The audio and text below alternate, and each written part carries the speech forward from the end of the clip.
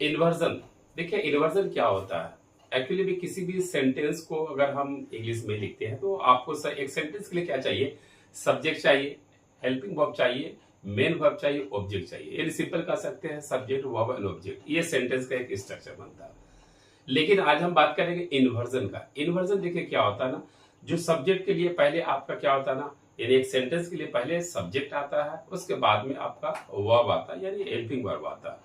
लेकिन जब हम लोग इन्वर्जन में कन्वर्ट करेंगे तो इन्वर्जन में क्या होगा, पहले आपका हेल्पिंग वर्ब आएगा और बाद में आपका सब्जेक्ट आएगा। अगर हेल्पिंग वर्ब फर्स्ट में और सब्जेक्ट अगर आपका जो है बाद में आता है, इसी को हम लोग इन्वर्जन करते हैं। इन्वर्जन का जो मोस्ट इंपोर्टेंट क्वेश्चन जिसमें आपको बोल सकते हैं नो सुनर के साथ देन का यूज करना, हार्डली के साथ वेन का यूज करना और स्कार्सली के साथ वेन का यूज करना। तो चलिए पहले हम लोग इन्वर्जन, हमने कहा कि इन्वर्जन में आपका जो है नो सुनर के साथ जो एक रिलेशन बनता है देन का। दूसरा हमने कहा कि हार्डली का जो रिलेशन बनता है वो है वेन का। थर्ड में आपको हो गया स्कार्सली का जो रिलेशन बनता है वेन का।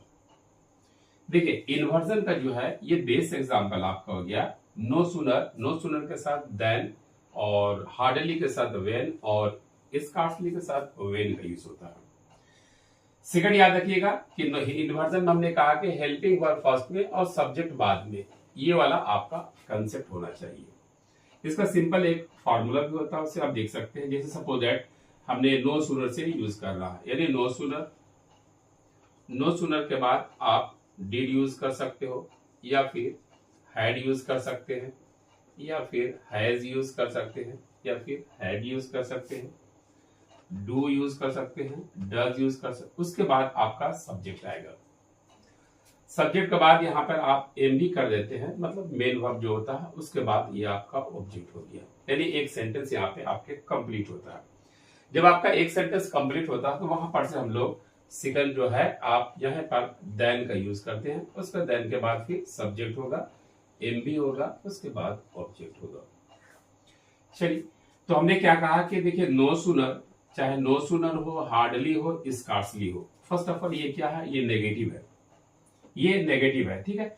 और इनका जो कोरिलेशन बनता है नो सुनर के साथ देन, एग्जाम में THEN का देता है, इस चीज को ध्यान दीजिएगा। हार्डली के साथ वेन, स्कार्सली के साथ वेन, और ये तीनों ये बहुत ही इंपॉर्टेंट हर एग्जामिनेशन में पूछे जाते हैं और इन्वर्जन का ये बहुत ही इंपॉर्टेंट क्वेश्चन है। तो चलिए जैसे आपका एक क्वेश्चन देता हूं, जैसा क्वेश्चन है आपने as soon as Rahul saw a tiger he fainted। अब इसमें देखिएगा राहुल क्या क्या है, एक टाइगर को देखा और वो फेंटेड हो गया यानी बेहोश हो गया। यहाँ पर ये क्वेश्चन है। तो इसमें क्या होता है, एक वर्ब के बाद दूसरा वर्ब जो होता है इसमें गैपिंग नहीं होता, एक काम होता है उसके बाद ही दूसरा काम होता है। तो समझ लीजिए इस तरह का में हम लोग नो सुनर, हार्डली या स्कार्सली का यूज करते हैं। तो इस क्वेश्चन को अगर आपको नेगेटिव बनाना रहेगा, क्या बनाना है, नेगेटिव। तो नेगेटिव बनाना रहेगा तो नेचुरली क्या हम लोग फर्स्ट ऑफ ऑल क्या करेंगे, नो सुनर यूज करेंगे। तो हम पहले क्या करेंगे, यहाँ पर एज सुन की जगह पे नो सुनर हमने यूज किया। उसके बाद आप क्या बोलता है कि यहाँ पर हेल्पिंग वर्ब। अब यहाँ पे देखिए ये जो साव जो है ना, ये V2 है, तो नेचुरली आपका क्वेश्चन चाहे डिड से या हैड से बन सकता है। अगर आप डिड से बनाते हो तो मेन वर्ब जो V1 चेक करना, अगर हैड से बनाते हो तो V3 चेक करना, हैड से बनाते हो तो V3 चेक करना, अगर हैड से बनाते हो तो V3 चेक करना, और अगर डू से बनाते हो तो V1 और डज से बनाते हो तो V1। तो हमने कहा नो सुनर हो गया। उसके बाद अब इसमें से डिड या हैड, अगर सपोज दैट हम यहाँ हैड से बनाते हैं तो नो सुनर हैड हो गया। अब आपको क्या चाहिए, सब्जेक्ट। यहाँ पर देखिए सब्जेक्ट कौन है, इसमें राहुल है, तो यहाँ पर आप लिख सकते हैं राहुल। ओके, तो नो सुनर हैड राहुल। अब देखिए ये जो एम भी है ना, हैड हमने क्या कहा ना, हैड आपके साथ जो है थर्ड फॉर्म होना चाहिए। तो नेचुरली यहाँ पर क्या होगा, सीन हो जाएगा। क्या देखा, आ टाइगर। क्लियर। उसके बाद एक सेंटेंस जैसे कंप्लीट होता है तो यहाँ पर हमें देन का यूज करने पड़ेगा और रिमेनिंग सेंटेंस यहाँ पास आप लिख सकते हैं, जैसे हमने लिखा ही फेंटेड।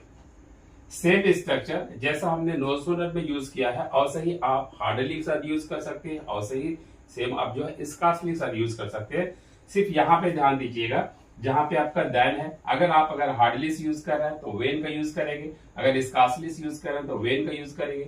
ये बहुत ही बेस्ट एग्जांपल है इन्वर्जन के लिए और ये तीनों जो है इन्वर्जन का बहुत ही इंपॉर्टेंट क्वेश्चन है।